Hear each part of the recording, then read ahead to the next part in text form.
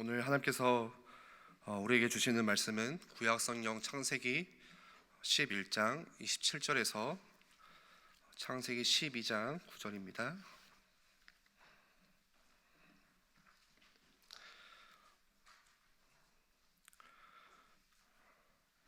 제가 봉독합니다.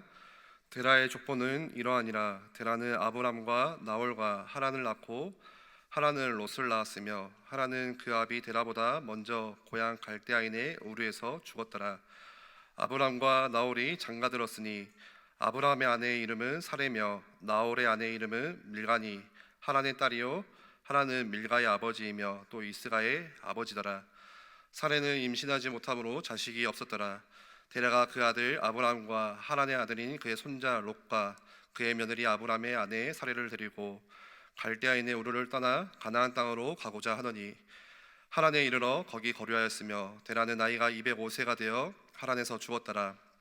여호와께서 아브람에게 이르시되 너는 너의 고향과 친척과 아버지의 집을 떠나 내가 내게 보여줄 땅으로 가라. 내가 너로 큰 민족을 이루고 내게 복을 주어 내 이름을 창대하게 하리니 너는 복이 될지라. 너를 축복하는 자에게는 내가 복을 내리고 너를 저주하는 자에게는 내가 저주하리니 땅의 모든 족속이 너로 말미암아 복을 얻을 것이라 하신지라. 이에 아브람이 여호와의 말씀을 따라갔고 롯도 그와 함께 갔으며 아브람이 하란을 떠날 때에 75세였더라. 아브람이 그의 아내 사레와 조카 롯과 하란에서 모은 모든 소유와 얻은 사람들을 이끌고 가나안 땅으로 가려고 떠나서 마침내 가나안 땅에 들어갔더라. 아브람이 그 땅을 지나 세겜 땅 모래 상수리 나무에 이르니 그때 가나안 사람이 그 땅에 거주하였더라. 여호와께서 아브람에게 나타나 이르시되 내가 이 땅을 내 자손에게 주리라 하신지라. 자기에게 나타나신 여호와께 그가 그곳에서 제단을 쌓고 거기서 베델 동쪽 산으로 옮겨 장막을 치니 서쪽은 베델이요 동쪽은 아이라. 그가 그곳에서 여호와께 제단을 쌓고 여호와의 이름을 부르더니 점점 남방으로 옮겨갔더라. 아멘. 오늘 함께 나누고자 하는 말씀의 제목은 익숙한 것과 결별이라는 제목으로 말씀을 나누고자 합니다. 오늘 말씀을 준비하면서 이제 수요 예배 시작하기 전에 잠깐 그 박성준 전도사님께서 저에게 그런 이야기를 하시더라고요. 목사님, 익숙한 거 메시지 길게 하시는 거 그것과 오늘 꼭 결별하셔야 됩니다. 그래서 제가 미안하다, 기대치 말아라, 큰 기대는 안 했으면 좋겠다 그랬거든요. 그 이유가 이제 우스갯소리지만 교육자들이 제일 많이 하는 거짓말이 그거예요. 오늘 메시지 짧게 할게. 그러면 그날은 무조건 갑절입니다. 제가 오늘 저도 모르게 그 이야기를 한 거예요. 이제 교육자실에서 오늘 메시지 진짜 비도 오니까 수요 예배니까 특히 예전에 우리 선배 목사님들은 예수님께서 언제 재림하시냐라고 하면은 수요일 비 오는 날 가장 모이기 힘든 날 오신다. 그래서 오늘 짧게 하겠다. 주님 오시니까 이제 우스갯소리로 그런 이야기를 했는데 근데 이제 하고 나니까 정리를 하니까 점점 길어지는 것입니다. 그래서 너무 기대치 마시고 시간에 너무 구애받지 마시고 말씀에 조금 집중하는 정말 그런 은혜가 있었으면 좋겠습니다. 나 중심을 버리고 하나님을 경외하는 것이 우리가 신앙생활하는 아주 중요한 근본입니다. 그게 다예요. 나를 버리고 하나님을 경외하는 삶.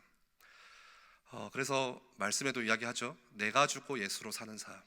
내가 죽어야 돼요. 십자가와 함께 내가 못 박고 이제는 내가 사는 것이 아니라 그리스도가 내 안에, 내가 그리스도와 함께 그리스도가 내 안에 사는 삶. 그게 신앙생활의 가장 큰 본분입니다. 그리고 그 신앙생활을 할 때 바뀌는 것이 있다면 크게 두 가지입니다. 흔히 사람들이 착각하는 게 신앙생활 잘하면 복 받는다. 그래서 기복신앙이라고 하잖아요. 그거를 복을 구하고 복을 바라고 그 복이 없으면 조금 낙심되어지고 교회를 떠나기도 하고. 그런데 신앙생활 잘하면요 문제 옵니다.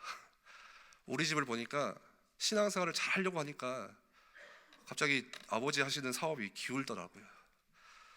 제가 신앙생활 잘 하려고 하니까 학교를 계속 떨어지고 사수를 하는 거예요. 뭐지, 저주받았나 이제 뭐 그런 생각을 하는데, 근데 신앙생활을 잘한다는 것은 복이 오는 게 아니라 그 복은 행복이에요.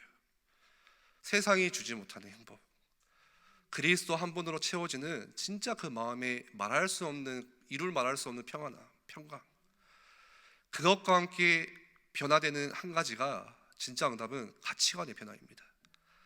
전에 내가 살던 그 가치관에서 바뀌는 삶, 그게 신앙생활에 바뀌어지는 응답이에요. 전에는 우리가 늘 나 중심, 그런 물질, 성공 중심, 그 틀 안에서 살아왔다면, 내가 예수님을 마음에 영접하고 예수님과 함께 사니까 더 이상 그 세상의 가치관이 아니라 또 다른 가치관을 가지고 살아가는 거예요. 그게 뭡니까? 예수님이 말씀하시는 산상수훈의 말씀입니다. 그래서 세상의 가치관으로, 세상의 기준으로 볼 때는 그게 고통스럽고 그게 손해보는 것 같지만 아니에요. 예수님과 함께하는 그 평안 안에서 살아가는 그 인생은요, 가장 그게 행복한 인생. 가치관이 바뀔 때 이루 말할 수 없는 하나님이 채워주시는 더 큰 은혜가 우리 가운데 반드시 있습니다. 그런데 우리가 나 중심이라는 틀, 여전히 거기에 잡혀 있으면 하나님께서 역사하실 공간이 사라지게 되는 거예요. 왜죠? 하나님께서 역사하실 공간이 사라지면 그 말은 무엇이냐? 내 안에 나로 가득 차 있다는 거예요. 하나님께서 일하실 공간이 없는 거예요. 내가 하는 것들 때문에. 내가 일하죠. 내가 결정 다 하죠. 내가 처음부터 끝까지 계획들 다 세워놓죠.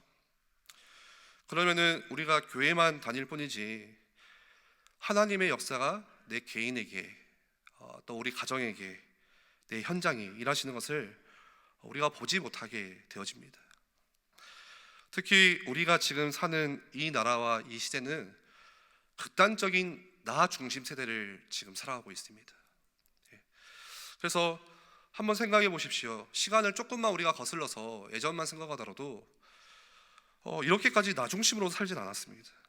그때는 공동체가 중요하고, 그때는 함께하는 것이 귀하고, 그때는 자녀들과 내 가정이 너무나도 소중하고, 그래서 우리 부모 세대들 또 그 윗세대들을 보면은 자녀들을 위해서 모든 것들을 다 내어주고 희생할 수 있는 준비가 되어 있었던 그런 분위기에서 우리가 살아왔습니다. 그런데 요즘에 우리 젊은 사람들의 문화적인 트렌드가 있어요. 그게 뭐냐? 결혼을 해도 자녀를 갖지 않는 거예요. 그리고 그보다 그 전에 일단 결혼을 하지 않으려고 합니다. 왜죠? 결혼을 하면은 전에는 나 혼자 살았는데 이제는 책임이라는 게 생깁니다. 책임져야 될 것이 있어요. 그렇기 때문에 굳이 내가 그런 짐을 지고 살아야 될 이유가 있나? 그게 싫다는 거예요. 그래서 결혼을 안 해요, 많은 사람들이. 그래서 점점 이 출산율이 지금 계속 떨어지고 있죠. 굉장한 사회적인 문제가 되고 있습니다. 제가 이 말씀을 드리는 거는 저는 둘째를 낳았으니까 하는 말이 아니에요. 사회적인 문제잖아요. 그래서 오늘 또 말씀 들으시고 나가실 때 저한테 막 4명 낳으십시오, 5명 낳으십시오, 그런 말은 삼가하시면 좋겠습니다. 사회적인 문제가, 출산율이 지금 점점 떨어지니까 학교가 문 닫죠. 주일학교가 사라지죠. 그런데 모슬림 국가를 보면요, 출산율이 훨씬 더 증가하고 있어요. 그런데 그 시작이 일단 뭐죠? 결혼을 하지 않는 거예요.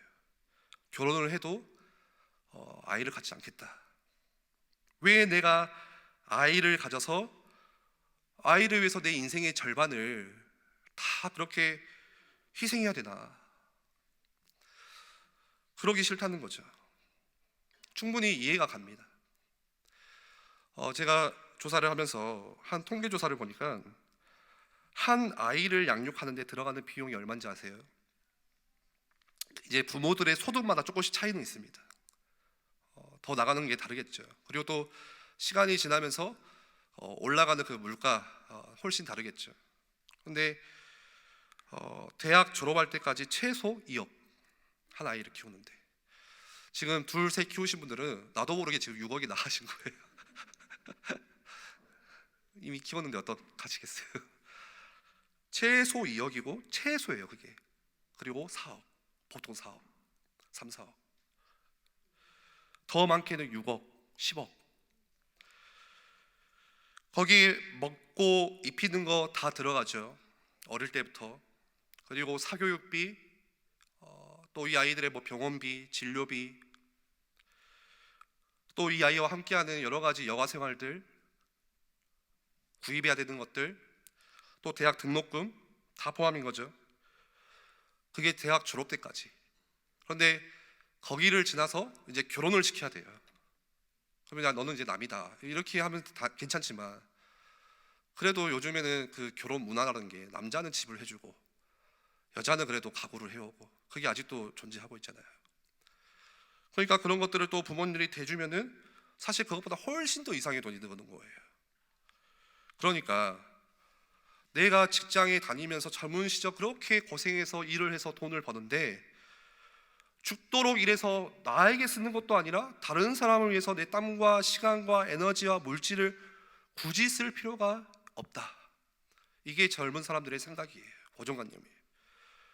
그리고 아이를 키우면 돈만 듭니까? 그게 아니잖아요. 모든 것들이 다 아이에게 맞춰지는 거예요. 내가 사라지게 돼요. 내가 없어지게 돼요.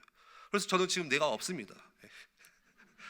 나는 죽고 그냥 양육으로 살아가고 있어요.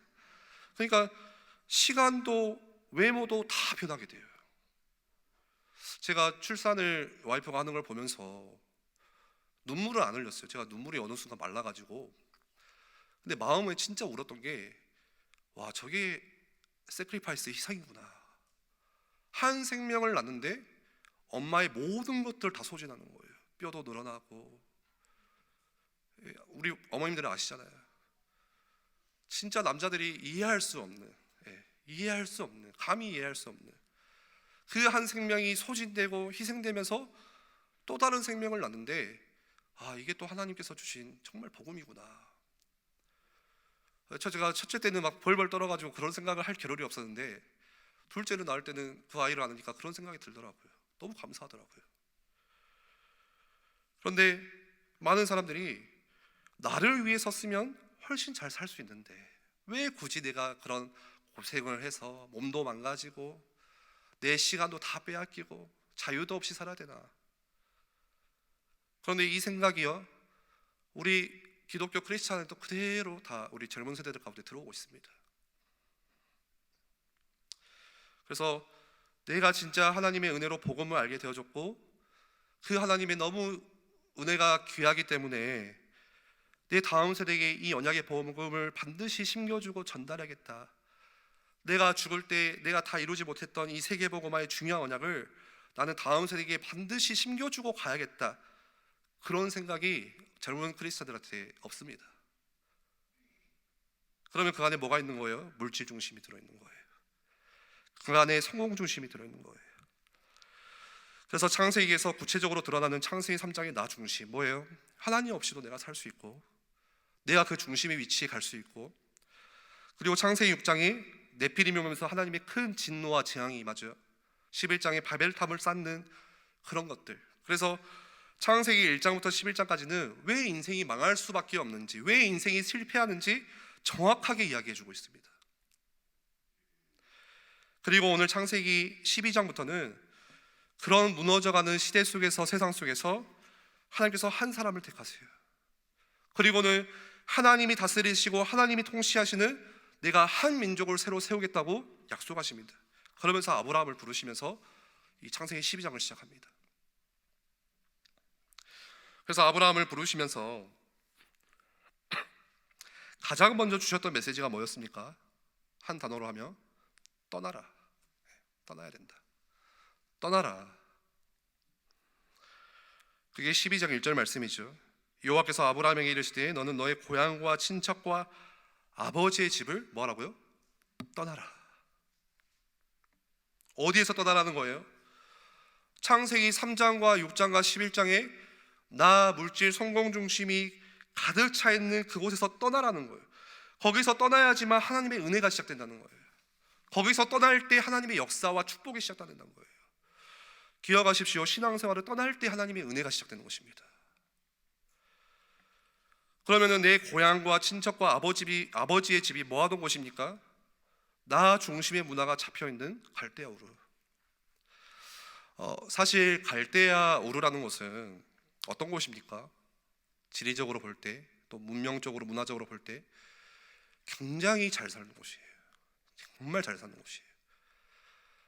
갈대아 우르를 한번 인터넷에서 이게 지도를 딱 쳐보시면은 어디 사이에 있냐면요, 큰 두 강줄기 티그리스 유브라데스 그 강줄기 사이에 갈대아 우르가 딱 위치해 있습니다. 그러니까 항상 문명은 언제 꽃피었습니까? 어디서 꽃피었습니까? 강줄기가 있는 비옥한 그곳에서 문명이 시작하거든요. 태동하거든요. 갈대아 우르라는 곳은 메소포타미아 문명을 꽃피우게 했던 곳이에요. 그러니까 특히나 아브라함이 살던 시기에는 정말 그 우르라는 지역의 번영이 절정으로 일어났던 시기예요. 가장 최절정. 그러니까 오늘로 할 것 같으면요, 어떻게 이야기하면 딱 쉽냐면요, 내가 지금 살고 있는 집이 갑자기 발전을 막 이루기 시작하다가 집값이 20배가 오르고 30배가 오르고 40배가 오른 거예요. 기분 좋으시죠 벌써? 와. 그런데 문화적으로도 고상하죠. 경제적으로 발전했죠. 사람들 사는 모습이 달라요. 좀 달라요. 분위기가 잘 살아요. 분위기가 있어요. 그런데 거기서 떠나가는 거예요. 떠날까요? 안 떠날까요? 왜 떠나라고 합니까? 나 중심, 물질 중심, 성공 중심이 그대로 문화로 자리 잡혀있기 때문에. 또 그 지역은 우상이 가득 차 있는 팽배해 있는 지역이기 때문에. 그래서 그 익숙한 곳에서 떠나가는 거예요. 그래서 오늘 제목을 익숙한 것과 결별이라고 했습니다. 원래는 제목이 익숙하고 소중한 것과 결별이라고 제가 했다가 너무 길어서 이제 줄였습니다. 오늘 우리에게 익숙한 게 뭡니까? 오늘 나에게 정말 소중한 게 있다면 그게 뭡니까? 갈대아 우르예요. 나 중심, 물질 성공 중심, 그게 지금 우리가 사는 문화로 완전히 자리매김하고 있어요. 문화로 자리매김하고 있다는 게 무슨 의미예요? 뭐예요 그게? 그냥 너무나도 우리에게 익숙하게 삶의 일부로 흡수되어 있다는 거예요. 그게 문화예요, 문화. 그러니까 그게 틀린지 옳은지 구분을 못해요. 그냥 당연하게 생각해요. 그래서 한번 하나님을 모르는 불신자들과 한번 이야기해 보세요. 당연한 것들이에요, 그게. 세상에서 막 이렇게 살아가는 게 너무 당연한 거예요. 제가 친구가 많이 없어요. 배 목사님밖에 없어요, 친구가. 근데 이제 그 재수할 때 만나던 친구들이 있거든요. 그 친구들이 나름대로 이제 결혼도 하고 자녀도 낳고 잘 살아요. 이제 어떤 친구는 뭐 공무원 됐고 교사가 됐고 또 어디 하여튼 취직해서 잘 사는 것 같아요. 그 친구들이 항상 제 걱정을 해요. 목사는 이제 좀 가난하다고 생각을 하는 것 같아요. 그래서 뭐 밥을 먹으면 항상 친구들이 계산을 이렇게 해주거든요. 그 친구들이 이제 술을 좋아하니까 술을 많이 마시면 저는 이제 대리를 해줍니다. 그 친구들 위해서 다 집까지 데려다줘요. 근데 그 친구들과 옛날에 이야기하고 대화할 때는 너무 당연했어요. 그게 틀렸다고 생각해 본 적이 없어요. 너무 맞는 이야기고 그렇게 안 살면 안 될 것 같고. 근데 제 안에 복음이 들어오니까, 말씀이 들어오니까 그게 당연하지 않은 게 된 거예요. 그렇게 살면 안 될 것 같은 거예요. 그렇게 살면 인생이 멸망할 것 같은 거예요. 근데 문화로 자리매김했다는 것은 그 당연하고 옳은 것을 모르는 거예요. 그냥 살아가는 거예요. 다 그렇게 사니까. 그래서 우리 자녀도 그렇게 살아야 되는 거예요. 나도 그런 부모가 돼야 되는 거예요. 마치 딱 내게 맞는 옷을 입는 것 같습니다. 그런데 거기에는요, 하나님의 축복이 없어요. 거기에는 하나님의 역사가 없습니다. 거기서 떠날 때, 원래 내가 익숙했던 것과 결별해서 떠날 때, 그 소중한 것과 떠날 때, 그때 하나님의 역사가 시작되는 거예요. 2절에 보세요. 내가 너로 큰 민족을 이루고 내게 복을 주어 내 이름을 창대하게 하리니 너는 복이 될지라. 뭐 할 때요? 떠날 때 약속하신 거예요. 그리고 떠나서 하나님이 보여주신 그 땅으로 들어갈 때, 그 뒤에는요, 하나님이 내가 채우시고 내가 하시겠다는 거예요. 내가 할 거다. 뭡니까? 완전히 인생이 바뀌는 거예요. 나 중심에서 뭘로 바뀌는 거예요? 하나님 중심으로 바뀌는 거예요. 떠날 때. 세상 중심에서 뭘로 바뀌는 거예요? 언약 중심으로 바뀌는 거예요. 노력 중심에서 뭘로 바뀌는 거예요? 오직 은혜 중심으로 바뀌는 거예요. 갈대아 우르에 있을 때는 내가 아무리 발버둥 치고 열심히 살아도 거기는 원래 하나님의 축복이 없는 곳이에요. 원래가. 거기는 하나님이 역사하시는 곳이 아니라, 하나님이 일하시는 곳이 아니라 내가 해야 되는 곳이에요. 나 중심. 존 버년이 쓴 철로역정의 책이 성경 다음으로 제일 많이 읽어진 책이죠. 그런데 그 책을 시작하면 뭘로 시작합니까? 한 기독도가 나와요. 한 크리스찬이 등장하는데 그 크리스찬이 뭘 합니까? 장망성에서 나와서, 장망성은 뭐예요? 장차 망할 성에서 나와서 배낭을 메고 어디를 향해 갑니까? 천성을 향해서 여정을 시작하는 거. 그게 바로 철로역정의 내용입니다. 그러니까 장차 망할 성에서, 그곳이 어디예요? 장차 망할 성이 창세기 3장, 6장, 11장 나중심, 거기가 앞으로 장차 망할 성이에요. 곧 망할 성이에요. 거기서 배낭을 메고 짐을 꾸리고 어디로 가는 거예요? 하나님이 축복이 있다고 약속된 그 땅으로 옮겨가는 거예요. 그런데 떠나지 않고 머물러 있다면 장차 망하게 돼요. 마치 소돔과 고모라 성이 유황불로 곧 망할 것처럼 그렇게 망하게 됩니다. 그런데 오늘 우리가 나도 모르게 그 문화에 살고 있기 때문에 나 중심, 물질 중심 이런 것들이 훨씬 영적인 것보다 우선이 되는 거예요. 문화로 되어 있기 때문에. 저도 그렇게 살고 있거든요. 그런데 신앙생활의 시작은 배낭을 메고 떠나는 것이 시작이에요. 그 익숙한 곳과 하나씩 떠나가셔야 됩니다. 신앙생활의 시작이 하나님의 구원의 시작이죠. 하나님의 은혜, 십자가, 보혈. 근데 나 구원받았으니까 끝이다. 맞습니다. 완전 끝났어요. 그런데 성경은 뭘 말합니까? 믿음의 선한 싸움을 싸워라. 끝까지 싸워라. 저 천성 가는 그날까지 우리는 포기하지 않고 말씀으로 믿음의 선한 영적인 싸움을 해나가는 거예요. 익숙한 것과 결별하셔야 되는 거예요. 그게 우리 신앙 영적의 시작이라는 거예요. 그런데 우리가 떠나려고 하다 보니까 그게 어렵습니다. 쉽지 않습니다. 왜죠? 여기서 살아온 게 너무나도 익숙해요. 너무 편하네요. 잘 살아왔어요. 왜 잘 사는데 굳이 떠나려고 하니까 너무 힘든 거예요. 나를 위해서 사는 것이 훨씬 편합니다. 그렇죠? 반대로 내가 복음을 위해서 사는 것은 좀 힘들어요.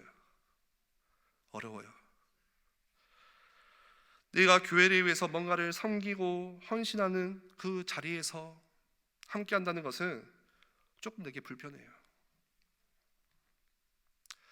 굳이 이걸 해야 되나? 그냥 은혜만 받고 가면 되지. 내게 손해가 되는 것 같아요. 왜죠? 시간도 빼앗기는 것 같고, 또 교회에서 이런 사람 저런 사람들을 만나야 되고, 그게 그 피로가 쉽지 않습니다. 당장 내 시간 뺏기죠. 시간만 뺏깁니까? 내 물질 뺏기죠. 내 에너지 뺏기죠. 분명히 손해라고 되어 있는 그곳에서 우리는요 너무너무 오랫동안 살아왔습니다. 지금까지. 그래서 많은 크리스찬들이 갈대아 우르라는 곳에 나오긴 나왔는데 여전히 어디에 머물러 있어요?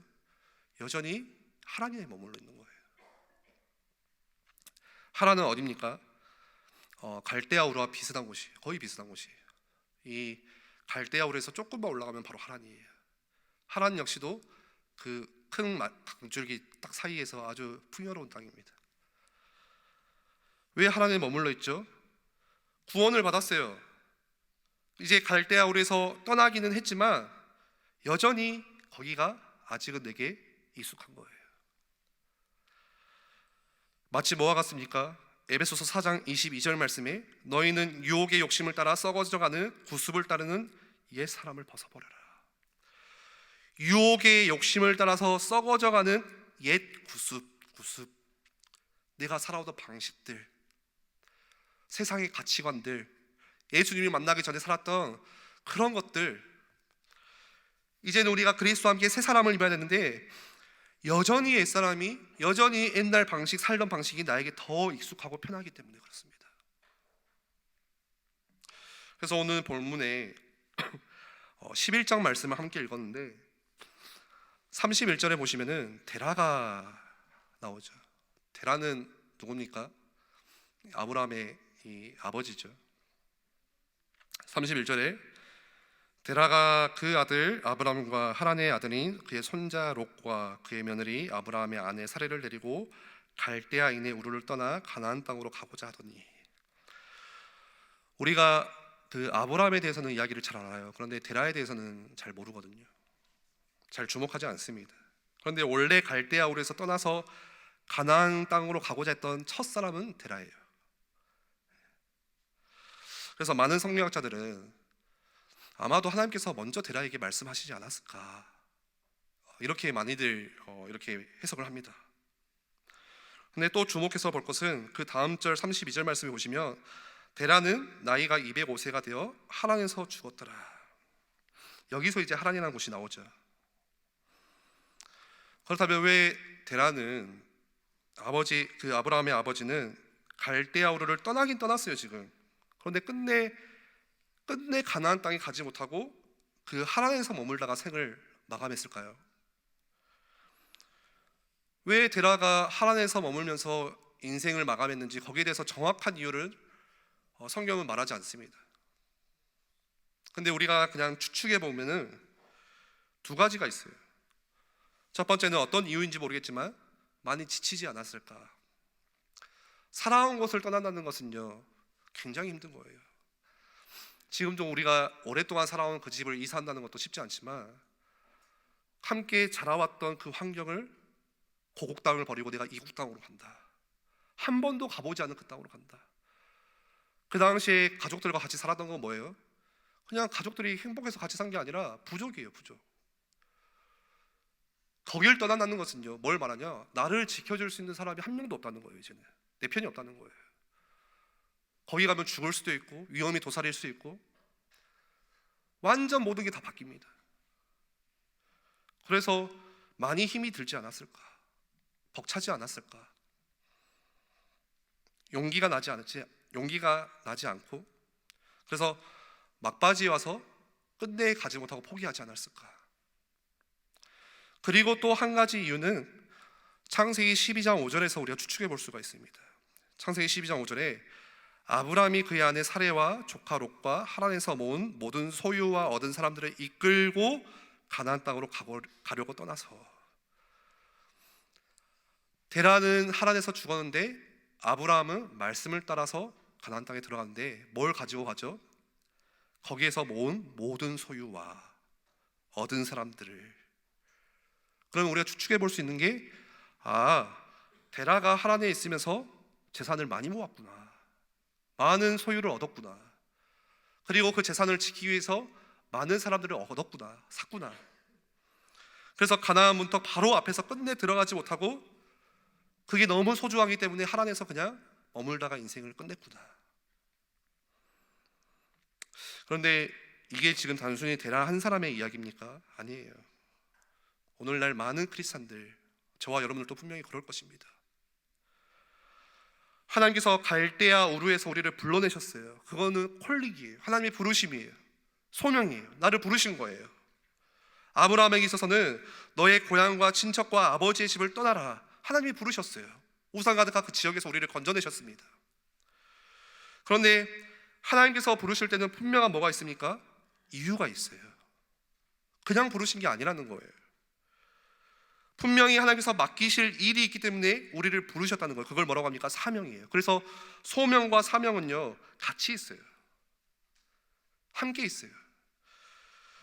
하나님께서 부르신 모든 자들에게는 사명이 함께 있습니다. 오늘 아브라함에게는 내가 내게 보여줄 땅으로 가라. 소명과 사명이 처음부터 함께 있는 거예요. 바울을 보세요. 처음 예수님께서 다메섹에서 예수님을 만나는 그 순간 뭐라고 했습니까? 너는 이방인을 위해서 택한 나의 그릇이라. 하나님의 이유였거든요. 어떤 사람은 그렇게 이야기해요. 나는 소명이 있는데 사명이 없는 것 같아요. 절대 그런 법이 없어요. 소명과 사명은 반드시 함께 있어요. 그런데 끝내 하나님께서 맡기신 그 일, 가나안이라는 곳, 그 사명에는 들어가지를 못하고 끝내 주춤주춤 머뭇머뭇거리고 있는 거.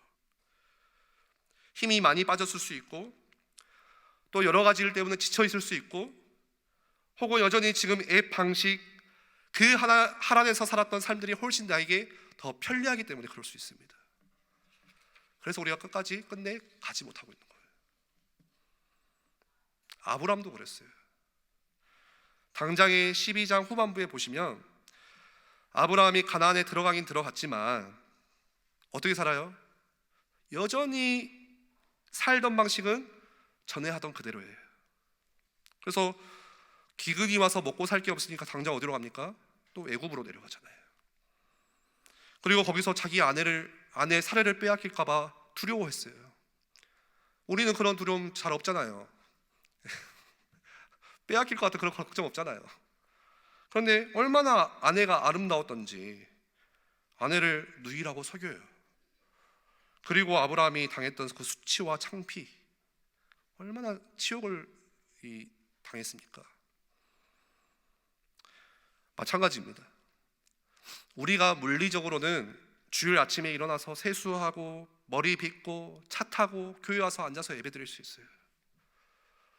우리가 물리적으로는 오늘 수요일 저녁에 이곳에 와서 같이 찬양하고 예배도 섬기고 그렇게 예배를 위해서 앉아 있을 수 있어요. 그런데 우리의 삶의 방식에 뿌리내는 것은 여전히 나 중심. 그래서 교회 와서도 내가 원하는 대로 해주라는 거예요. 내 마음에 안 차면 교회고 뭐고 다 필요 없어요. 그러면 우리가 끝으로 어떻게 내가 있던 그 나 중심에서 우리가 이렇게 옮겨올 수가 있겠습니까? 중요한 결단이 있어야겠죠. 언약적인 결단, 또 믿음의 결단. 그런데 기억하셔야 될 게, 내가 떠나려고 할 때 내가 가나안으로 들어가야겠다 라고 여러분들이 은혜 가운데 마음 먹고 시작할 때 반드시 이런저런 상황이 내 앞에 딱 닥쳐와요.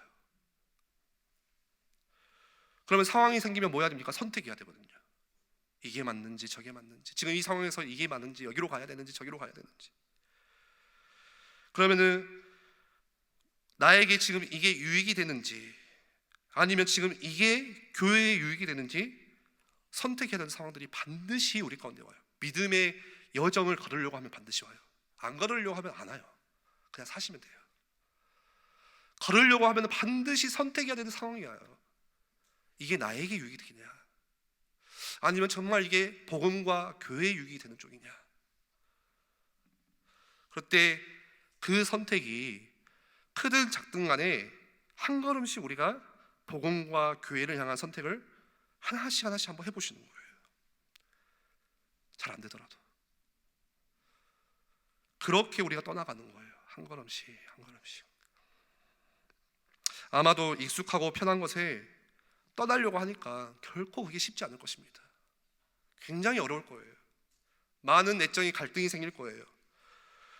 누가 생각해도 누가 봐도 분명히 이쪽이 내게 이익이 되는 거예요. 이쪽으로 하면 성공할 수 있어요. 이쪽에 가면 많은 것들을 내가 얻을 수 있어요. 눈앞에 그게 딱 보여요. 그런데 조금만 내가 손해가 되어도 복음의 유익이 될 것 같아서 한번 옮겨보시는 거예요. 손해보더라도.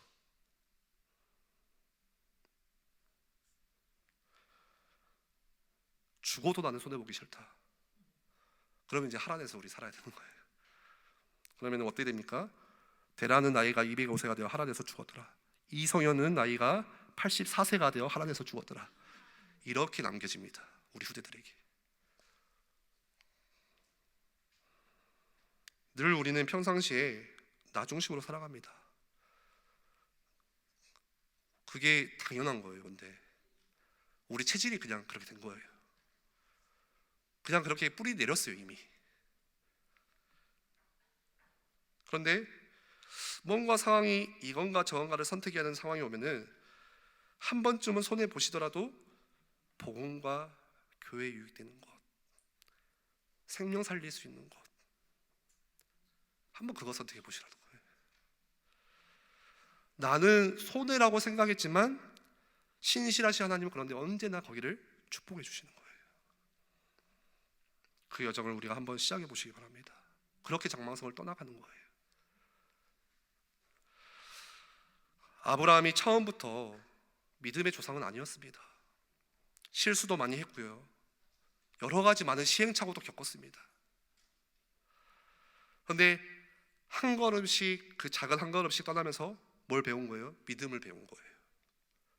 처음에는 그 한 걸음이 너무 어려운 한 걸음이었지만 딛고 나니까 그게 생각이 나는 거예요. 아, 그때 하나님께서 내가 이걸 선택했을 때 하나님께서 이런 축복을 주셨지. 그게 나에게 이제 체질이 되기 시작하는 거예요. 그런 과정 속에서 하나님은 아브라함을 믿음의 조상으로 그렇게 바꿔가신 거예요. 어느 정도로요? 나중에 자기 하나뿐인 그 아들 이삭을 하나님께 드릴 정도로 한치의 망설임 없이 가장 내게 소중한 걸 하나님께 드렸어요. 그런데 그게 손해라고 생각하지 않았어요. 하나님께서 더 크신 약속과 축복을 믿었어요. 그러니까 우리가 이 결단, 나는 가나안을 향해서 떠나야겠다. 조금 손해보는 것 같지만 나는 복음과 교회와 정말 생명 살리는 이 유익한 쪽을 한번 선택해봐야겠다. 내 시간을 뺏기는 것 같고, 내 물질도 뺏기는 것 같고, 내 에너지도 뺏기고, 뭔가 피곤하고 지칠 것 같은데 한번 그 걸음을 한번 내딛어 보시는 거예요. 그 결심하고 나면 오늘 하나님께서 하신 약속들, 모든 일들을 내가 할 거야, 하나님이 하실 거라고 말씀합니다. 그래서 우리가 대단한 뭔가를 해야 되는 게 절대 아닙니다. 우리가 신앙생활 하면서 대단히 뭔가 큰 거를 막 하려고 하는 그런 욕망들이 있잖아요. 야심들. 특히나 우리 남자분들은 그게 더 크거든요. 야, 그래도 내가 목사인데, 내가 종교개혁은 못 하더라도 그래도 한번 뭔가를 기억해봐야 되지 않겠나, 막 그래도 뭔가의 L교회 한 줄을 꺼야 되지 않을까. 교회의 그 교회 이력이라고 딱 있죠. 거기에 내가 뭔가 한 줄을 남겨야 되지 않을까. 근데 절대 우리가 뭔가를 대단한 걸 해야 하는 게 아니라 하나님께서 우리에게 맡기신 게 많은 일을 해야 된다고 맡기신 게 결코 아닙니다. 하나님께서 우리에게 뭘 맡기실 거예요? 내가 할 거니까 믿고 떠나라. 우리 한번 같이 기도하겠습니다. 어떤 이유인지 모르지만 우리가 여전히 그 하란이라는 익숙한 곳에 머물러 있다면, 거기서 지금 많이 지쳐 있고 또 많이 힘이 들고 용기가 나지 않고, 그래서 거기에 머물러서 쉬고 있다면 하나님 오늘 이 시간 우리에게 다시 시작할 수 있는 힘을 주세요. 언제부턴가 내가 쉬고 있던 그 시간을 정해두고 하던 기도들, 또 함께 모여서 드렸던 공예배들, 또 지역에서 함께 모였던 지교회들, 또 교회에서 진행되어지는 여러 가지 훈련들, 우리 삼천제자학교 또 전도 훈련들, 하나님 우리가 다시 시작하는 힘과 은혜를, 떠나갈 수 있는 힘을 더해주세요. 그리고 손해보는 것 같지만, 여기 있으면 어쩌든지 성공할 것 같지만 남들이 가지 않는 좁은 길, 좁은 문, 복음과 교회에 유익되는 그 믿음의 걸음 걷기를 원합니다. 우리 은혜를 더하여 주시옵소서. 우리 말씀을 잡고 함께 기도하겠습니다.